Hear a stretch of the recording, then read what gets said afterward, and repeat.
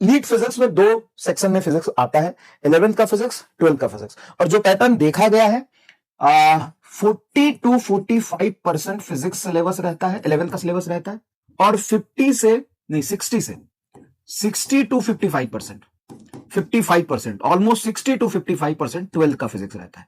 और 11th का physics NEET की बात कर रहा हूं, नीट में। तो ये एक मेजर डिफरेंस है। तो सर क्या हमें ज्यादा इस पर फोकस करना चाहिए? नहीं बेटा। अब यहां पे एक कंसेप्चुअल एरर है कि बच्चा बहुत बहुत ज्यादा एक्साइटेड होकर बोलता है कि सर फिर तो हम यही पढ़ लेते हैं 60% में।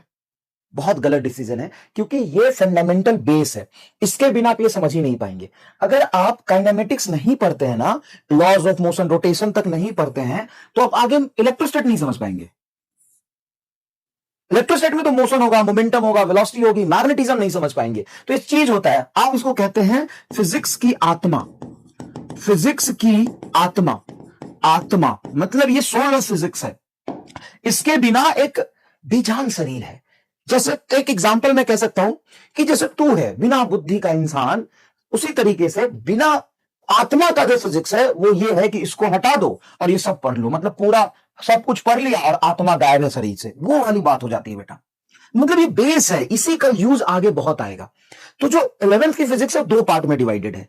एक पार्ट होता है बेटा, एक पार्ट होता है 11th का जिसमें कंसेप्ट है बहुत ज्यादा, कंसेप्ट बहुत ज्यादा है, और ये इसमें रट्टा बहुत ज्यादा है। सुनना, एक बहुत बढ़िया लाइन बोलता हूं, चाहे तो लिख लेना।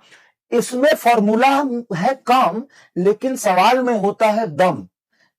इसमें फॉर्मूला बहुत है ज्यादा, सवाल में नहीं होता दम।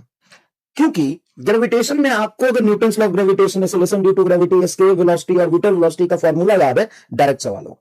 सॉलिड में आपको हुक्स लॉ याद है, स्ट्रेस स्ट्रेन याद है, डायरेक्ट सवाल होगा, एनर्जी याद है। तो फ्लूइड में डायरेक्ट फॉर्मूले पे सवाल आता है, थर्मल में, एसएचएम में, वेग में, थर्मो में डायरेक्ट फॉर्मूले पे सवाल आता है। फॉर्मूला पता है, सवाल खट खट खट खट लगेगा, एकदम खट खट खट खट लगेगा।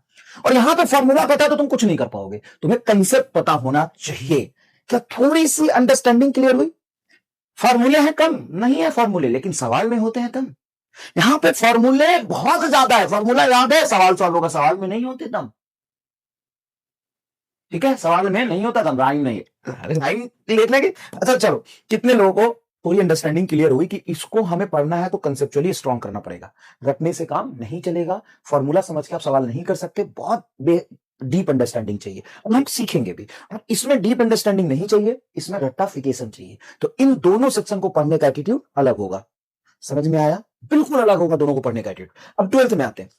12th में 70% तुम्हारा इलेक्ट्रोमैग्नेटिज्म है, चार्ज के बारे में बात ही होती है, रिलेटेड है। उसके बाद रे एंड वेव ऑप्टिक्स, उसके बाद मॉडर्न एंड सेमीकंडक्टर। हम बिल्कुल सीक्वेंस में चलेंगे, कभी भी हम मिक्स नहीं करेंगे।